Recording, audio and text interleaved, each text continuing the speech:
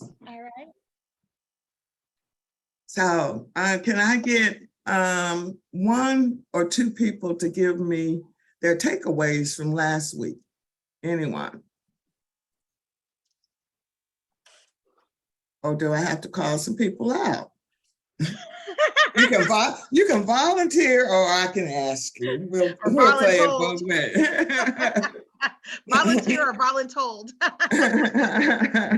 Anybody? Rosalind? Look, now they're going to put me on hold. Miss Burnett, were you in the session last week? Yes, ma'am, I was. Can you give me one of your takeaways, please? One of my takeaways was to be ready. Make sure you have all your ducks in a row. Don't come here half-stepping, and don't come here with all that extra jargon. What is it I'm going to resolve for the department that I'm trying to work with, and present what my solution is for them. Very good. You were listening. Did she get it? Awesome. I am so proud of Ms. Burnett. She started the class in January and completed, took a leap of faith, quit her job, and now she's committed to her business and getting into this game. So she's my shining star from the January class. She took it and beginning to run with it as we continue to educate. So thank you. Awesome. What are your NAICS codes? What area are you performing in, Rashawn?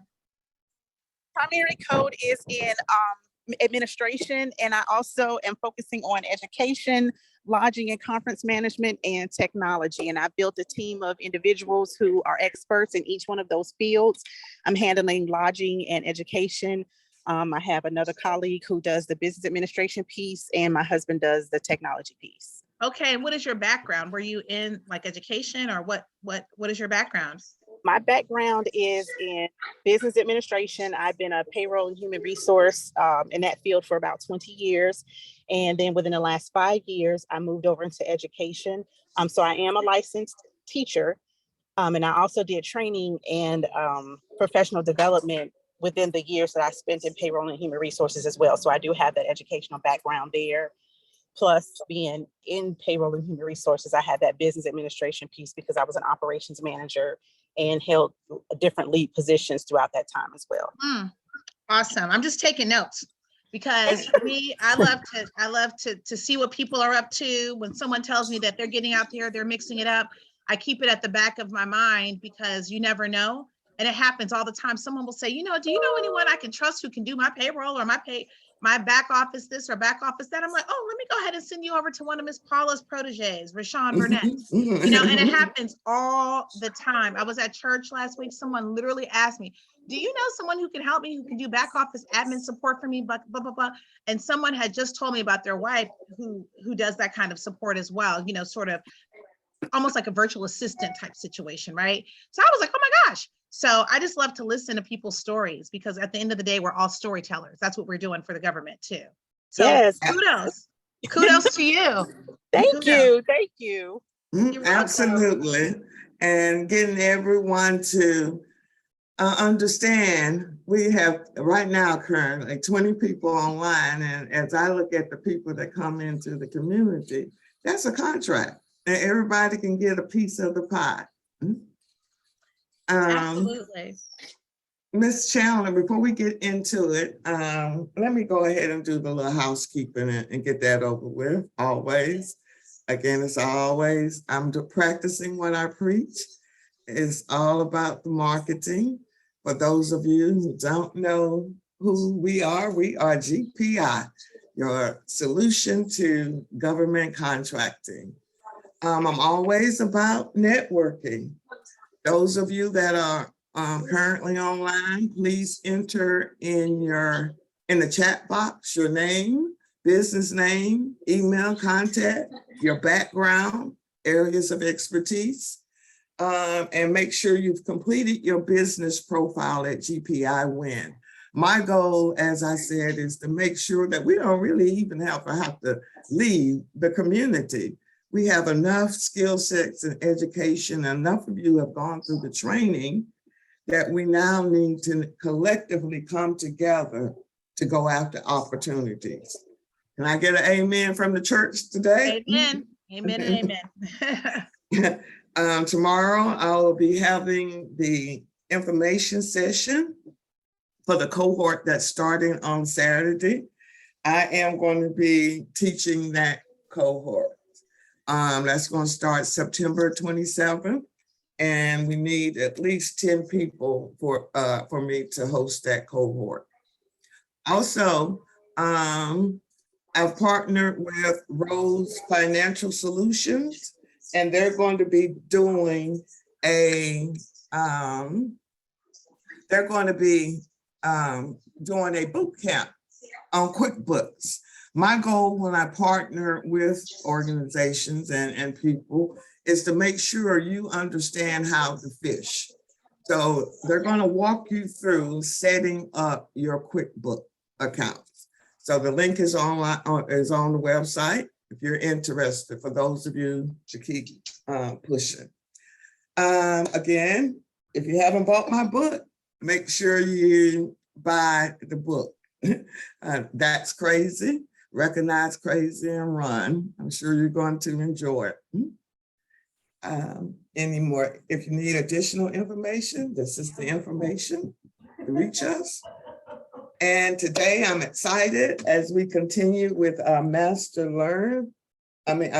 class with Miss Attorney Trinette Chandler. Thank you for last week's session. Thank you again for wanting to impart wisdom to the community based on your background.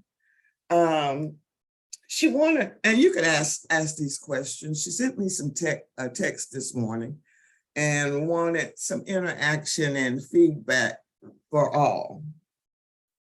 I'm just going to turn it over to you, Trinette. Sure, absolutely. So thank you again, Ms. Paula, for having me on your platform and sharing with folks that are on your team and that you've worked with. I'm just going to put in a shameless plug here that I am working with two folks who came through your program within the last 3-5 years. They're amazing, and they are rocking and rolling, and they take direction well, and they are two totally different organizations that I'm like, my team and I, we have a team of folks who are running procurement, and we are in the last few days of the government contract year. So we're looking to put things together. We're scouring, we're making phone calls, we're working literally around the clock. And I saw an opportunity. I'm like, you know what? This company would be great at that. Let me tell their team about it, right? And they came through Ms. Paula's program, right? And then I was like, you know what? There's another company that came through a program that I think could be good. Let me call them up and see if they're interested, because they have a physical footprint out in California where this work is being done. But another company under Ms. Paula's program has the certification, the 8A certification. So I'm like, can we make a love connection here? And they're all people that all know Ms. Paula, but they didn't I don't know one or the other, right? So my point to that is that's just one microcosm of how my goal is for this to work. For those of you who don't know me, I'll just give a brief rundown for some who weren't on the call from last week. My name is Trinette Chandler. I've been in government contracting for 28 years at this point. I love what I do. I'm an attorney who runs a government contracts law firm, but I also am a consultant. I have for many, many years consulted and won some of the consulted companies about and won some of the largest opportunities worth billions of dollars single award work in the government contracting space. I primarily focus on DoD, that's Department of Defense, national security, aerospace, and healthcare. But my passion is making sure small minority-owned businesses, women-owned businesses, et cetera, learn, and service disabled veteran-owned business as a daughter of 2 vets, learn what I've learned in almost 3 decades of doing this work. I've done every job that's imaginable. I've written proposals, I've gotten coffee, I've put together binders, I've run mega deals. I've been the point person when the CEO of a 300,000 person company has called into my daily stand-up calls for a deal that we actually won, which was close to $6 billion single award. So that's a little bit of pressure, but I'm here to make sure that everything that I know that I share with our community so that we're able to not only survive in this business world, but to thrive. That is what my great-grandparents, my grandparents, and my parents taught me, okay? So that's why I'm here today. And I just am so thankful to have met you, Ms. Paula, because you are literally the missing link in all of this. You set the foundation for all the work that when people come over to what we're trying to do, that they're ready to do. So that's who I am. Let's talk today. My goal is all about small business. I am a small business as well. So I'm out here in these procurement streets, working alongside you guys as well. So this is not theory for me. I know a lot of folks hang their hat out and they say, do this or do that. But I have been the person who has spent, 3 days in a secure location, grinding and getting a classified opportunity out the door. I've done this when, at all times of my life, right? And so I know what the pressure is like. I know what the hustle is like. And I know that this is not theory, this is real life. And so I'm sharing with you how to get down to brass tacks. This isn't about fluff and pie in the sky. I teach it, you guys apply it, I check it, we make sure everybody understands it, and we move on. So that's the model that we use here at TechScribe Consulting, as well as TechScribe Communications, as well as the Chandler Law Group. Those are my two firms. So today, we had a wonderful conversation last week where I said, get ready, get ready, get ready. Last week it was 2 weeks left in the government contracts year. Well, now we're down to 1 week. Do you still think there's an opportunity to compete? Absolutely. Absolutely. Working on a deal right now that is due today at 5 o'clock. It came out Wednesday night. Okay. 3 of them, as a matter of fact, all with the same agency, all simplified acquisitions, all ready to go and geared for small 8A business. But all the work isn't 8A. There's a lot of I stop you 1 second. When you said it came out Wednesday and it was due today. Yes. What generally happens, and that's where I think the challenge becomes, is a lot of businesses aren't necessarily ready to be able to turn around an opportunity with such a short turnaround. So how are you handling that, and how are you able to pull that together in 2 days? Well, that's the get ready part of it that you have me on to talk about, Ms. Paula, because it's about being ready. My grandmother always says, God bless her, in her 90s, she always says, be about business. All right, that's something we say in our family. And so you need to be about the business of being prepared.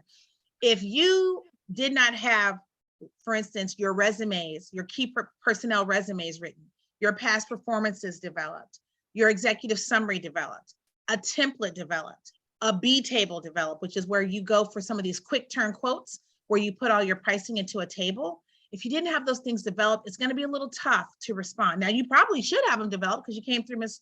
Paula's training class. You should have something to start with. But what I'm going to tell you guys today is how to leverage the work you've already done. Excuse me. I thought this was turned off. To leverage the work that you've already done so that you can be ready. You can get ready literally today for stuff that can come out today, and you can have it due maybe on Monday.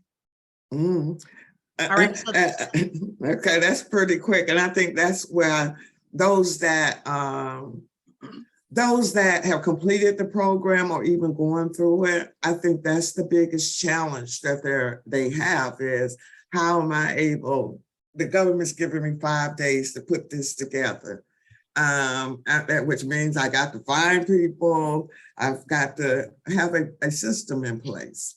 And that's what you're helping everyone to do. What I saw when I sat in on your training, you're helping them to create operations so that you're not reacting every time in the same capacity. Would you agree? Exactly, I agree 1,000%.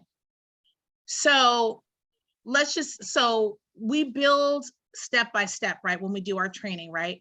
But in the first week, you will have completed the things I'm going to talk to you guys about, right? So you will have completed, for instance, your executive summary. An executive summary is your introduction to the government about who you are and how you can solve their problems. A lot of people start their executive summary. Some people will call it an introduction, but it really is not. The executive summary summarizes your solution, summarizes how you can help the government, gives them an overview of what you plan to talk about in the solicitation, and really sets up your value proposition, your win themes, and your narratives, right? Your entire narrative. So your win theme might be that we are someone that's more efficient than the next other people who may bid this work, right? Your proposition is, in that level of efficiency, we're able to get your product out the door 30% faster. And because we're able to do that, we're able to get, let's say, flak jackets out to the warfighter more quickly. And because we do that, we are actually in the business of helping to protect the warfighter, soldiers, sailors, all of that, Marines, we're able to protect the warfighter, which means that mission completion is higher with fewer casualties, higher morale, and fewer deaths. Okay, so when you first meet the government, what did I tell you guys last week? Don't start with that, we're so great and we're so awesome. You start off with that understanding, then you go into how we are going to help you solve the issues that keep you up at night. And so that is where you outline those propositions in your executive summary. If you don't have one, now is really not the time to really create one, because the type of work that's available the last week of the year, they're going to be mostly quotes, right? And, generally, what have you found to be the types of opportunities that are available for small business at this period of time? All over the place, all over the place. I would challenge anyone to say what their NAICS code is, and I can tell you if I've seen anything. So I've seen administrative support work. I've seen DEI work, diversity, equity, and inclusion, coming in and doing training on that. I've seen people who need gaskets. I just had a client win a deal off ball bearings, right? It was their first deal. I'm so excited. You know, it's 3 people in the company. It was $123,000, right? And they're supplying ball bearings, you know. I've seen where just in the last week, the government's putting out a bunch of linen opportunities. Hey, pick up linen, wash it, deliver it back to this base or to this hospital or to this clinic. The government is putting out a bunch of trucking opportunities. People say trucking. Yes, they're moving headstones from one place to the national cemetery so that they can be engraved for people being buried. So they need people who can load those up on a flatbed, right? They need someone to move copious amounts of laundry from the VA hospital to a place to clean it and back, right? Landscaping, janitorial, maintenance, construction, hardware. This is stuff like literally I've seen since Tuesday, not like a year ago, like 48 hours ago. And so when I looked at my team, because we have a war room that we are in and we're working and we're setting up, we're scrubbing the floors for every single opportunity for our clients. We're like, oh, found this, found that, found this, made a call, got this. And so that's how we're coming across these opportunities. These 3 are all linked, and they're all a competitive 8A that the government kind of like put in not the proper place, shall we say, but they're all 3 8A linked out in California for hardcore support of the military. And what the client is doing on one, they literally can copy and paste and do on the other 2. So they're getting efficiency across their thing. And one of these clients, one of Ms. Paula's proteges, they literally start working with me not even 2 weeks ago, but they did the work to be ready. So part of it is understanding, okay, where can we really play ball right now? The quote is, they'll ask typically for a capability statement, your ability to do the work, okay, which you go in there and explain it, and then a quote, which is in your B table called a section B supplies and services listing.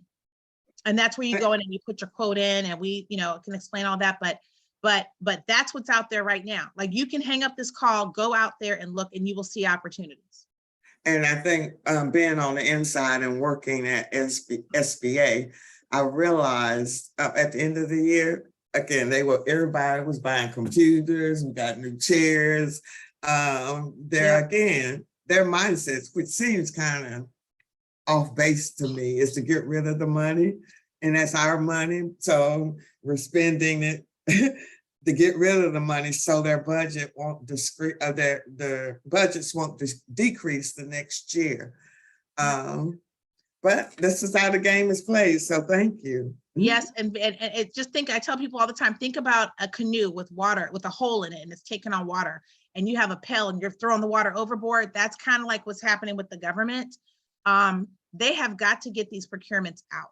And think about it, guys, we are in a state where, because of COVID in 2020 to 2021, a lot of those procurements were held up. So there's an even more dire backlog of opportunities that they let this year. So this type of year, it's already crazy. Like it's crazy. But now they have a lot of delayed procurements that shifted. So it's a lot. And then what I'm also seeing, and that's why I say, and we'll talk about get ready in a minute, is the government is canceling solicitations as well after they've already had bids submitted. Because also when you see some of these opportunities, some of them are like lowest price technically acceptable, et cetera. People aren't playing that game with the government. They're like, look, you're going to pay what the work is worth, or we're just going to bid what we bid. And if we don't get the work, it's better to not get the work than to get the work and be dying on the first day of a 5-year contract. That's a horrible way to live. So, so keep your eyes out there, be ready, be ready, be ready. So what do you need to do to get ready right now? You need to write down, I would say 5 to 10 search terms that you want to go into the government database and look for. Do not try to boil the ocean, guys. It's not your time. Right now, if you know that you have past performance, whether it's commercial or government, in providing landscaping, this is not the time to try to turn and do architectural work. Only play in your swim lane. You could go a little bit outside your swim lane if it's relevant or if it's tangentially related. But if you're a landscape person, then you need to be looking up a bunch of landscape opportunities. If you know that,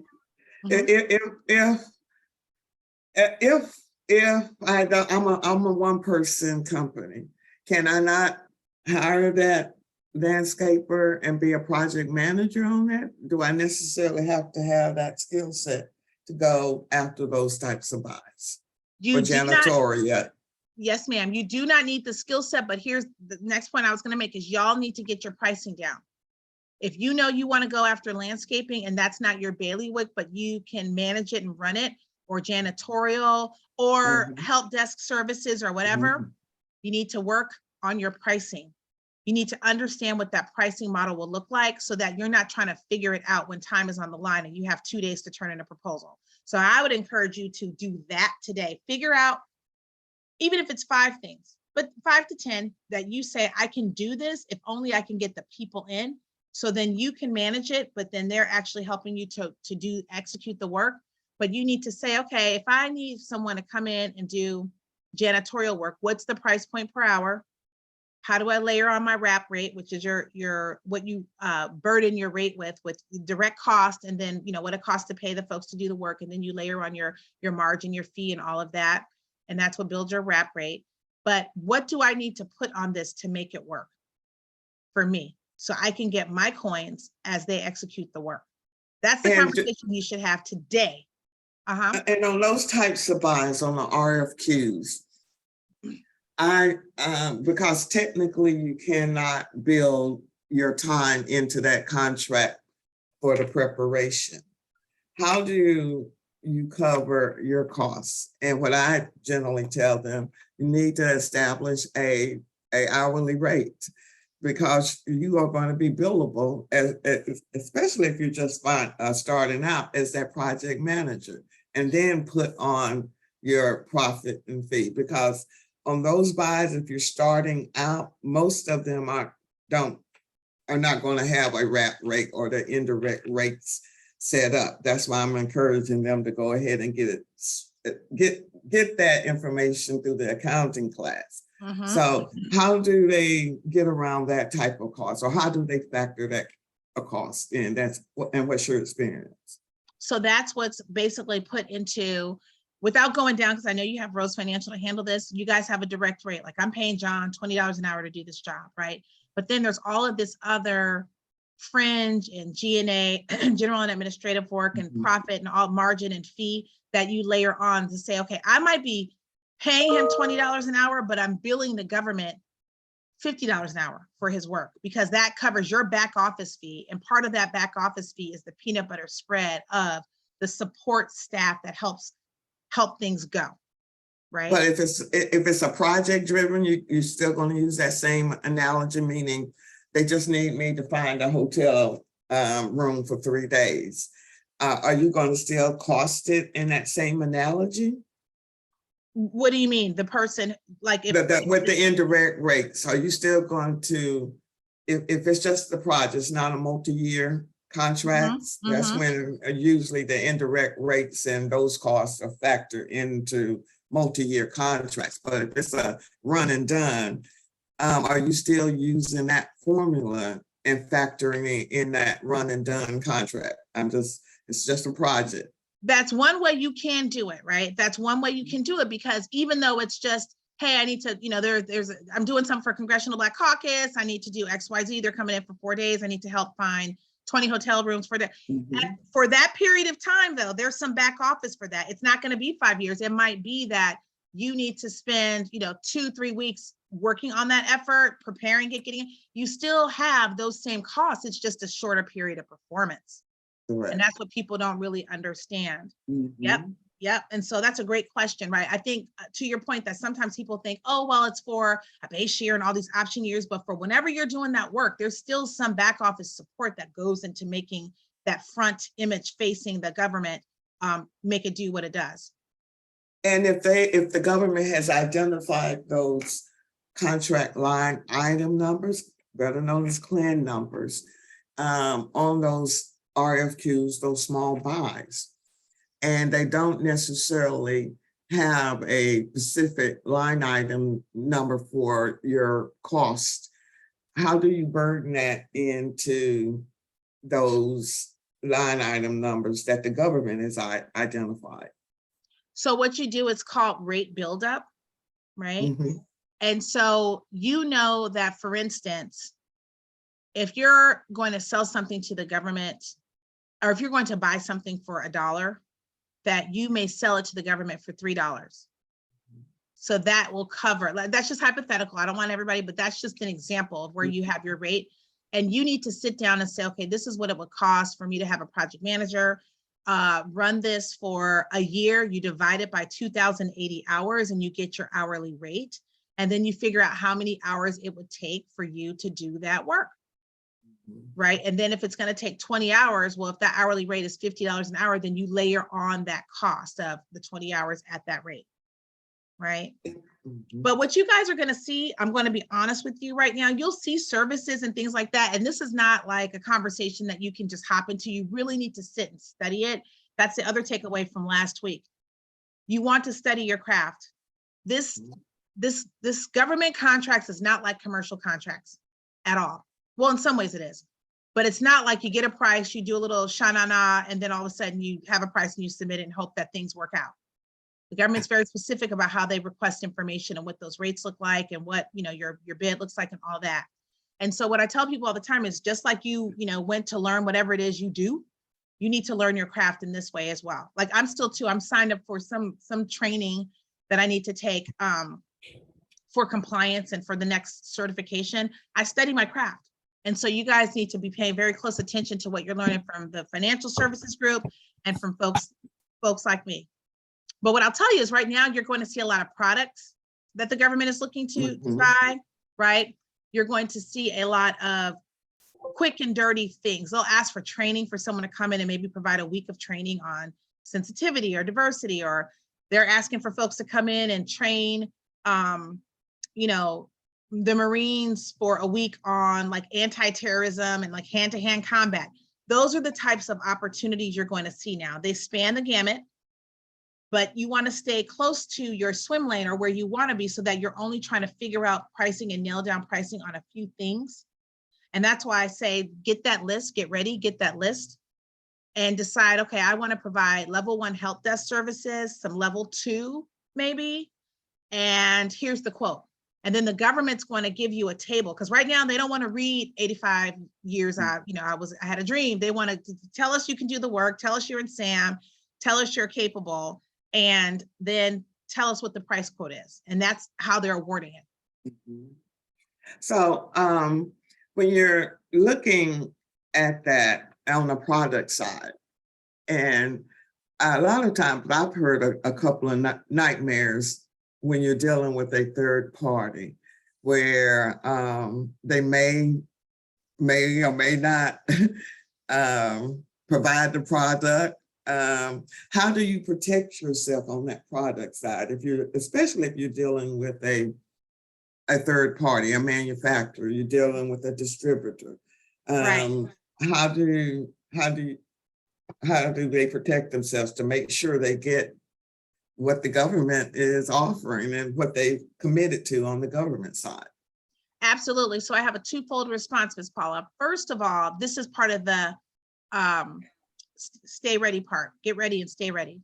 You guys now should be saying, okay, what are my NAICS codes? Where are my swim lanes? What do I want to do?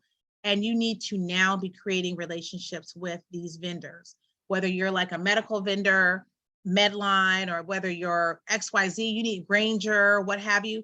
This is the time to establish the relationship. First of all, these guys are trying to make their fiscal year end quarter, goals as well. So they're more likely to respond to you. But I'm also going to tell you they're swamped servicing their existing customers.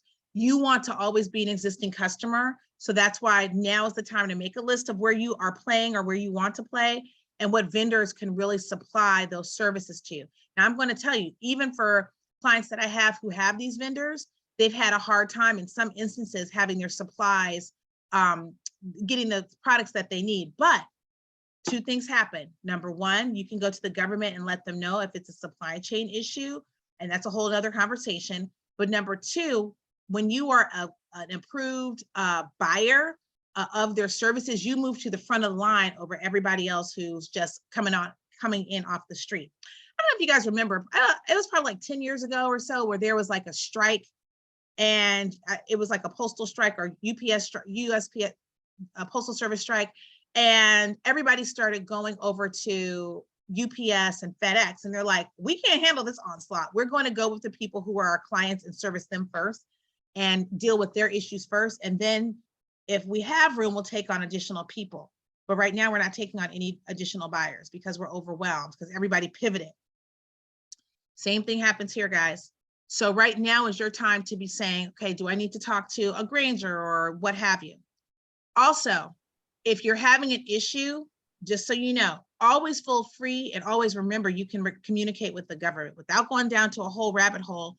If you're having supply chain issues or things aren't happening, the first thing you need to do is try to resolve it, but without letting the government, have to be involved with it. But if you spend a little bit of time trying to resolve the matter, you need to immediately give the government a heads up in writing, let them know, and let them know it's a supply chain issue, because some of these supply chain issues are totally out of our control, right? Yeah. And depending on what your contract says, they can make adjustments. They can do and what they call an equitable adjustment. If, for instance, you can get the item, let's say you were going to buy it for $1 and sell it to the government for $3, but now all of a sudden the item is, $3. You can make a request for an equitable adjustment, an REA, to the government and ask for them to, in equity, in fairness, in decency, and in justice, to change the price that you're required to sell these items to them at, so that you're able to still make your margins and stuff.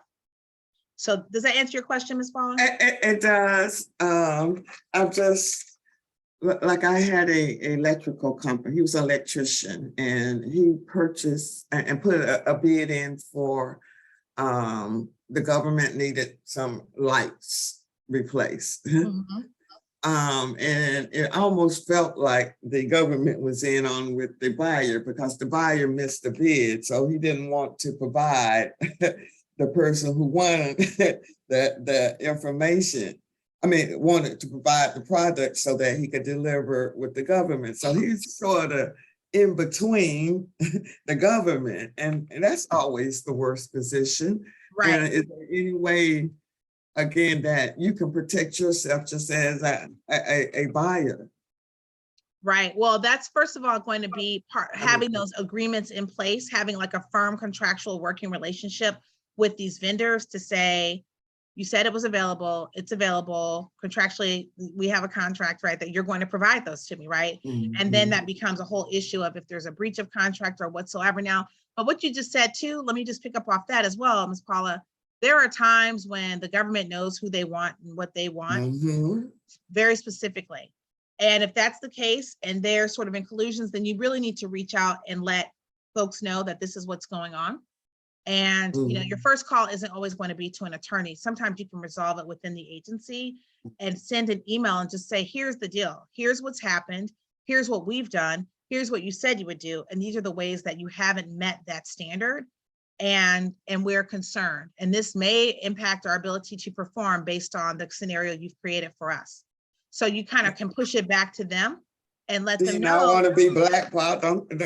I think it's always a fear of being blackballed. You know what I mean? Here's the deal. speaking up for yourself, it's okay. That's why I say your first call is not typically going to be to a lawyer. You're going to send the email. You're going to reach out as the small business contractor to start a conversation. Because a lot of times, I'll tell you honestly, the government isn't really always paying close attention to every single opportunity. They just don't have the bandwidth, the time, the resources. So sometimes what may seem like they're playing a game of keep away with the ball, it may just be total lack of paying attention to something, or not understanding what they should be doing, XYZ. But there are times when they also know who they want and what they want. And if so, speak up for yourself. That way you have it on record in case things have to go to the left.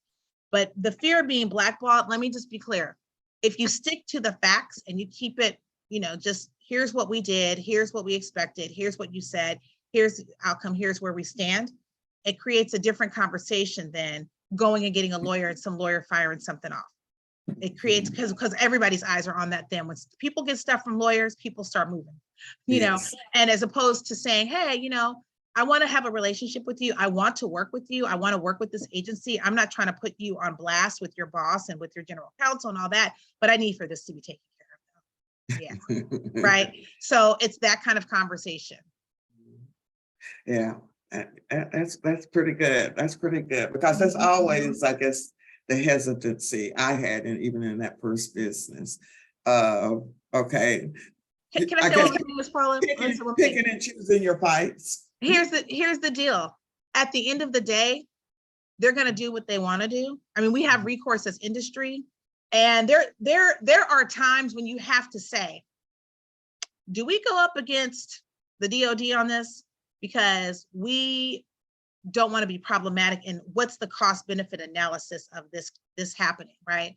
I've been on deals where we've had full working day sessions for hours of, here's the issue. We feel the government isn't treating us well.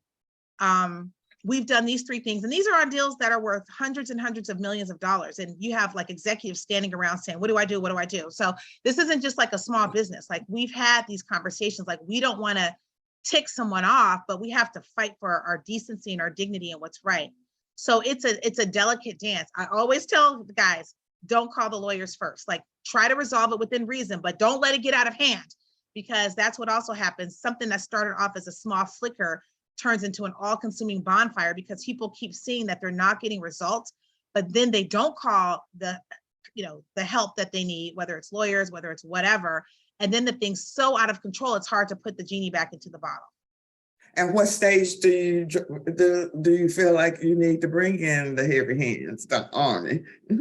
If you've reached out and you've done what I call a soft touch conversation, a soft touch conversation is where you pick up the phone or you try to visit them in person and say, hey, this is kind of odd. Like, here's what we said. I have these emails, and you kind of do what I call the Columbo. For those of you old enough to know about Columbo, where he goes, there's just one more thing, right? He's the detective who's always really prying into people's business, but he comes off as not being very confrontational. So you're like, this is really interesting. I saw this, right? This is how I usually approach it and say, this is what was said. Here's what I'm seeing. And I feel like something's off. Can you explain? Because I'm sure it's an oversight on your part. You give them the decency and the benefit of the doubt, and you let them preserve their dignity. That's the first thing. And say, I just want to make sure, because XYZ, you said you were going to do this and it's not being done. And now we seem like we have an issue, but I feel like it's an oversight because you're so busy and I'm sure you're swamped. So that's a different conversation, as opposed to, I got Trinette and the Chandler Law Group on the line. You're going to do me right. Right. Nobody wants to hear that. Right. So that's the first conversation. Now, if you go in and time is of the essence and you're like, can you help me resolve this? And it's a couple days, et cetera, then you send another email, you follow up with them, right? That's another way that you stay ready. You stay ready with engaging your government customer. And you tell them, hey, just following up, just want to check. I'm sure it's crazy over there. Wanted to check on our conversation from, at 3:45 on Monday, the 21st or whatever. Wanted to see if you'd had an opportunity to do X, Y, Z, right? Mm-hmm. Wanted to follow up because I know that, this process involves contacting, the COTAR or the, contracting officer or, whatever, the program manager, but I wanted to make sure that you were in the loop on what our next steps were. So then you're letting them know, like, look, this, Well, and it's a paper trail. And I think a lot of businesses don't even think of that line. No. Because I can ignore a phone call. But Right. if you sending me something in email, I may have to pay a little more attention, because in Right. my mind, that government employee, you're starting something on me that's documented. You can keep calling me. I Exactly. can ignore the conference call. And guess where that paper trail ends up, Miss Paula, if things aren't done well and done right? To you. On my desk.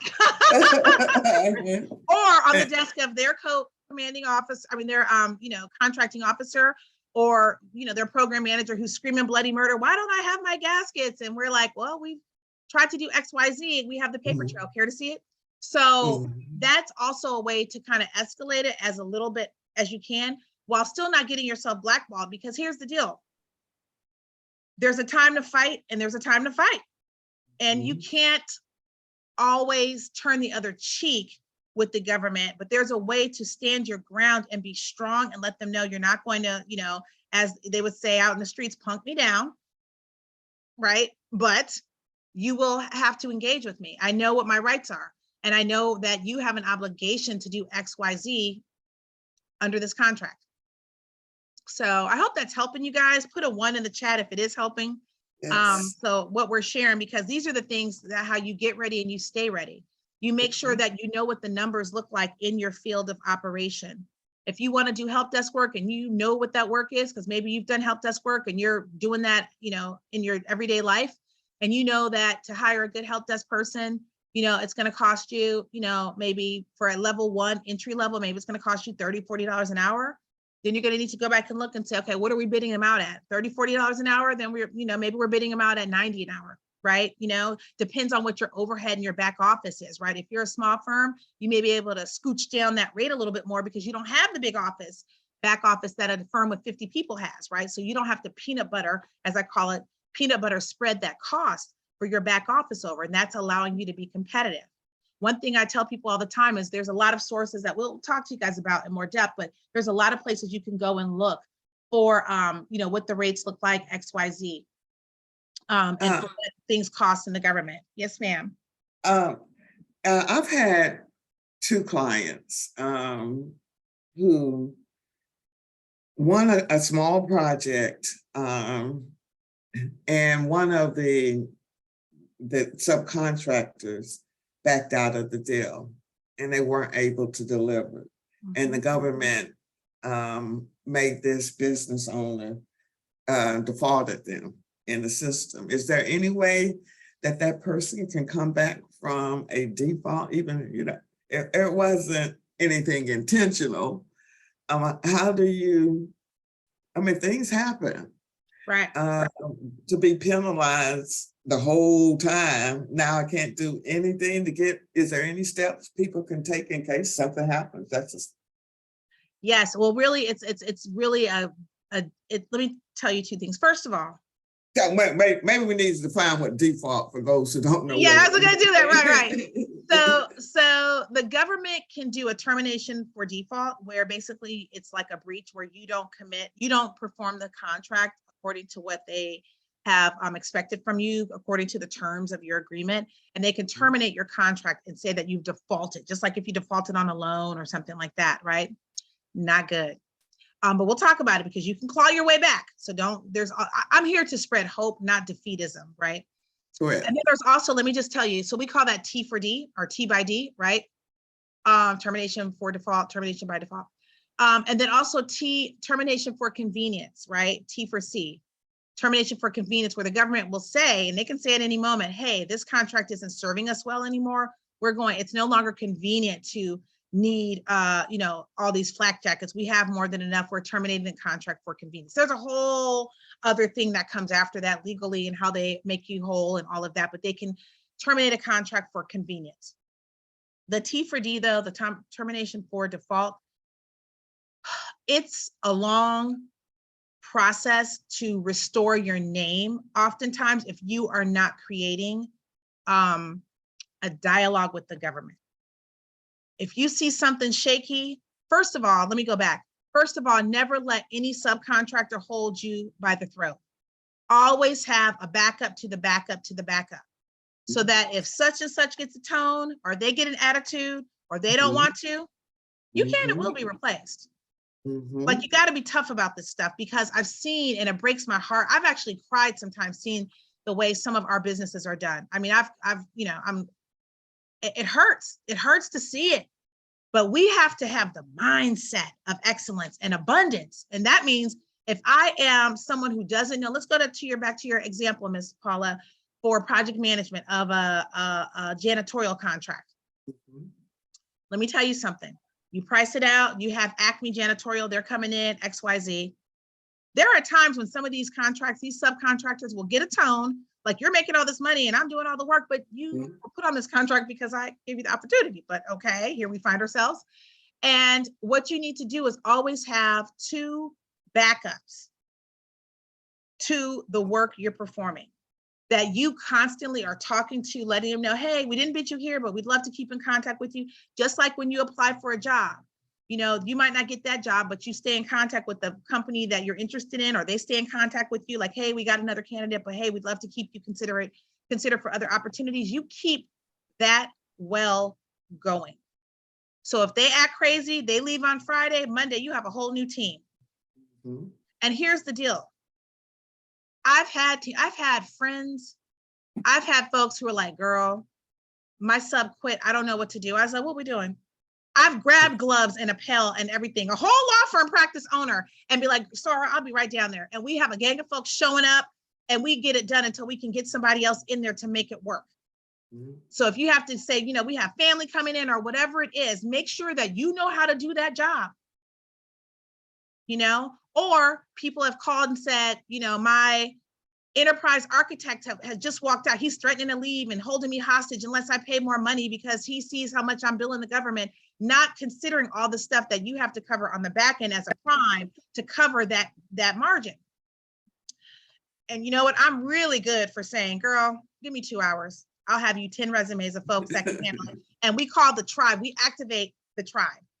And I will call people in a minute. Who do we know who's an enterprise architect? Here's the situation. Who's looking for work? Who just retired? Who just retired out of DOD? And that's how you do it. So that's the benefit of this conversation and the benefit of everyone on this call. That's why when I talk to people, I ask you, what is it that you do? Because if someone tells me that they have an admin who's looking real dicey, has a tone, shows up late, smacks her teeth when she does, oh, look, honey, let me go ahead and call Miss Burnett. Let me get Rashawn on over here so she can get somebody on over there and keep it moving. Don't ever let yourself, even though it's unavoidable sometimes, but I'm teaching you guys the game for real. Do not ever let yourself be in a position where someone holds your company by the throat. They are holding your firm, your business, your credibility, the way your family eats, your mortgage, braces for your kids, college tuition, tires on the car, landscaping, groceries, heat bills. It's all being held hostage. So think about that the next time you price a deal and you look for a sub. Always have an heir and a spare. And that's why it was important for me when I created the program that they had a foundation of their business. Again, most small businesses just start out on their skill set. And so even having everyone to shift their mindset and understand you're managing the business and not your skill set. So it's important that you understand all parts of your operations. So if you have to jump in at any given point, you're able to jump in. I didn't know anything about accounting and I hated accounting, but you don't want to be in the position where you now have to pay money because you don't understand. A lot of times we don't prepare. So I'm loving this 3-part series of getting ready, stay ready, have the things in place now so you're not having to respond based on an emergency. That's the worst time to call you, right, Attorney Chandler, when I'm in trouble. It really is. I tell people all the time, have your processes and your infrastructure. I'm a big infrastructure girl, right? I want my infrastructure in place so I can handle things, right? And that I'm not in fire mode. So that all I have to do is say, hey, go in there and pull that and pull that and pull that out of the files. Let's do whatever we need to do to zhuzh it up, massage it up a little bit, but you have it 80% done. So what can you do right now? Well, when you get off this call, remember I told you guys about, you can look in sam.gov. That's where the government's supposed to post all their opportunities, $25,000 or more. But there's another site that you can try for free for 2 weeks. GovTribe, G-O-V as in Victor, tribe, T as in Tom, RIBE.com. Miss Paula, if you could put that back in the chat, I'd appreciate it, Miss Lady. Thank you. Yeah. You can go Yes. on and they pull everything from sam.gov, and they have a more user-friendly interface where you can look for things and poke around, and it's just easier to use. And they have a free 2-week trial. You don't even have to put your, all your information in. Go in there and look for opportunities. You're going to go into GovTribe and you're going to go onto the left-hand column and look for federal contract opportunities. Click on that button, and then it will pull up the search bar where you can put your NAICS codes in, or you can put in words like linen or laundry supply or trucking or administrative support. Words like administrative support, put them in quotes. Put in acquisition support in quotes. Put in linen in quotes and laundry in quotes as your search term. Play around with it. Spend today, spend tomorrow playing with it. Well, And seeing if that's there's why opportunities. that's why I'm excited about your program and what you're gonna create and we launch in the next week. Yep. Why I felt like this was a perfect collaborative effort is because my program is really comprehensive, and they're just moving even though it's 6 months, it's a whole lot of work. And I don't necessarily spend specific times on putting the package together. But I loved when I participated in your training program. It was like, she's organized, she's just trained people to submit these bids. And it's a numbers game. It really is. And I think that's the fear of everyone. Everyone's fearful that they want to be perfect, the opportunity, what they submit, or they're just afraid. And I'm just trying to push people to that next level. You've got the ammunition, but they don't necessarily have the confidence that I think your program will be able to offer them. It's so true. Let me tell you guys something. And I'm not here to shill for what I offer. But what I will tell you is I've worked many, many deals over the last 27, 28 years.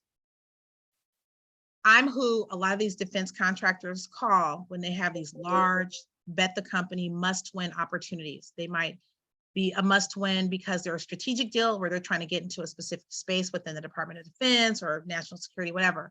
They may be a must win deal where Wall Street is watching the earnings for these companies and saying, okay, if they win that deal, their earnings will be flush. It's a lot.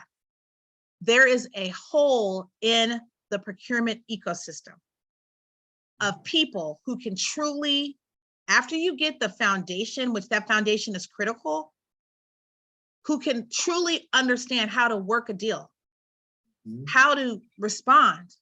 All of this stuff I'm telling you is literally a grain of rice in the size of a cornfield of what you need to know. And there's a lot of folks out here who say, oh, I can do this and that. And when I start asking them, tell me what the last 5 deals are that you worked. What's your win rate? Oh, I've worked $1 million here, $1 million there. And I'm thinking I give $1 million deal to my intern after she's been with me 2 weeks, right? But there are people who hang their hat up. I'm not gonna say all this and that, but I have the experience, and I'm telling you guys, there is an opportunity here. And I've been speaking out on it, been on a lot of platforms lately where I've been called on to speak for not only you as business owners, but I'm gonna be honest, what my passion is training our community on how to do this work, because this is work that will help your business, but it will also be work that will help our community. Let me explain why in the 3 minutes I have left before Ms. Paula closes this out. If you know how to write a proposal, I'm a science and technical writer by trade, who then went back to law school, but I used to write like the user manuals for the first BlackBerry. That was me. The user manuals when you go into Walgreens and use and make your photos on those individual machines. I have the very first prototype from the late 90s in my basement. I wrote all those user manuals and created the help file in my late 20s, running 9 countries for Kodak for their user support. Not if, but when, because I'm going to speak and decree this. When we teach our kids how to write a proposal, they have a skill set that is in hot demand. They have a skill set they can charge a lot of money for. Whether they go to college or not, if they learn how to write a proposal and respond to things, that's a skill set you can't take away, and it's always in demand. If they know how to price a proposal, there are kids that literally, I look at them now, they're my babies. They're like 35, 40, they're so cute. But, you know, or 30 or 28, 29, who I remember 5, 6 years ago came and their brother or sister or mother or somebody was a client. And I said, let them come on over here. They're over at Howard. They need to be working with Miss Trinette. What are they doing? And they learned how to price a proposal. And they came out of Howard in a bad downturn for jobs, making 6 figures with people fighting over them from Lockheed to government to Google and all of that, because they know how to do that. See, for me, it's about, I get goosebumps thinking about it, guys, but let me tell you something. It is about us learning to do for ourselves. This is what my great-grandfather taught me. We save we is what he would say all the time. We got to stop looking for everybody to help us. They're not coming. They're not coming to show you how to run a business so your family eats and your family excels. It's not going to happen. I see people every day who are out there saying they're DEI experts who couldn't spell DEI a week ago, and they are getting contracts to do work in our community, and they drive past our community every day and wouldn't spare a dime or a bottle of water for anybody in need. Get ready, be ready. This is not a game for me. It's serious, because when you tell me that I'm teaching people how to price a deal, how to look for deals, how to really vet stuff, then all of you guys can eat. And you can go and take this skill set anywhere. Anywhere. I want people on this call to say, you know what? I'm really good with pulling stuff together. Let me learn from Miss Trinette how to do that. You could set it up as your own business. I have so many people I've trained on how to do this. And I'm like, girl, let me tell you, I am too busy to do this because I'm working on this deal. Can you take this overflow? And I'm talking about folks 22, 23, 24, folks 43, 44, 45, folks 63, 64, 65, and everywhere in between. Because if you know how to write an executive summary, how to write up a past performance, how to do a key personnel resume, how to price a deal, how to pull together a technical approach, you are fire. No one can take it from you, and no one is doing it like I do it. Yes, ma'am. Yes, so anyway, I'm gonna leave it right there. But I'm telling you, this is not about just you doing your business. It's about you training your kids on how to do this. I have a son in college and a son in high school. Since they were like 7 years old, 6 and 7, they learned how to put together my binders. Okay. They know how to read the stuff I'm teaching you. They know, because we all work and we all eat around here. My nephews, all of them. And as soon as my nieces are old enough, they're going to learn as well. So it's not just for me, it's for your kids. It's for your uncles, your aunties, your nieces and nephews. Those folks who say, oh, they're not going to be anything, or they don't want to go to college. Boom, come on over here. You don't need to have a college degree to learn how to write a doggone resume. So I'm done, but I just wanted you guys to know this is bigger than that. So the training I'm giving is for you to come and be blessed and grow in the knowledge that you got from GPI wins. Miss Paula has done a good and decent thing here. And if you want to play in this game, you got to play with the big girls, okay? And the big boys too. And you need to be ready. The skill set you have right now, you may or may not be able to. I don't know. I don't know everybody on this call. But if you really want to be about business and learn some skills that you can use in many areas of your life, get on the call. It's in a couple weeks. Over. Back to you. Yes. I thank you, Miss Chandler. She was preaching to us today. And the church saying amen. Let the church say amen. Amen. I'm telling you, she's going to be able to put you all on steroids. And she has the same passion and heart that I have. I'm making sure that the great-grandchildren that we don't even know about have a better life, just as our ancestors did for me, just as my father being the first Black police officer in that town and having to sue that town. We've got to do better, and we need you all to dig in. It's not a game. You've got to be committed and you've got to be serious. So with that being said, make sure, again, you pass the word. We got to train each other up. Each one teach one. You know, I'm passionate about that. So the class I'm going to finalize those dates with you, Trinette, and get it out to the community. But it's only going to be offered to those who have completed the program, because she doesn't have time to go through the baby stuff that I kind of get you all to the graduation, as you all know that. Can I get 1 or 2 takeaways and we're going to close it out? Somebody. Ms. Trinette truly expressed what the whole theory of abundance is. I have worked in that space for higher education institutions, helping them get millions and millions of dollars. And now I want to do it for myself and teach others how to do it. So thank you so much. That makes me proud. And you spoke, Ms. Desiree, about higher education. Let me tell you, that's my other passion too. I was on a call getting our HBCUs to learn this, right? To understand it, because here's the deal. When you tell me these kids are graduating, they can't get a job, I said, who said that? No, ma'am. So when you know this, let me tell you, there's so much work. There's so much work, supply chain. There's so much work in this field. And I'm like, no, we have zero unemployment around here. These kids, when my friends say, girl, let me tell you, can you talk to so-and-so? My one girlfriend said, he don't want to do anything. He does. I said, send him on over here to Miss Trinette. He'll have a job, because I don't play. And let me tell you, I said, let's look at your resume. Let's see what you do. Come learn these skills. Hung his little shingle out. Now he's with the defense contractor doing some little baby work, but making $80,000 as like a 26-year-old. Okay, with his little coins, whereas before he was laying on his mother's couch. I said, we don't break our backs to give you everything for you to be laying around, hoping that, wanting to be a SoundCloud rapper. I was like, get up. I literally went over there and was like, get up now. Get a car. And that's what I said. There's no reason. We have 1,800 people in my database. And it's set up so that we can network. There's no reason that we should have to go out of the community. Out of that, Miss Paula, just letting you know, people are asking for everything is through Miss Paula. So she's offering the course, and y'all handle everything to her. I just show up and teach. Yes, yes. Because Miss Paula's way more sophisticated than I am.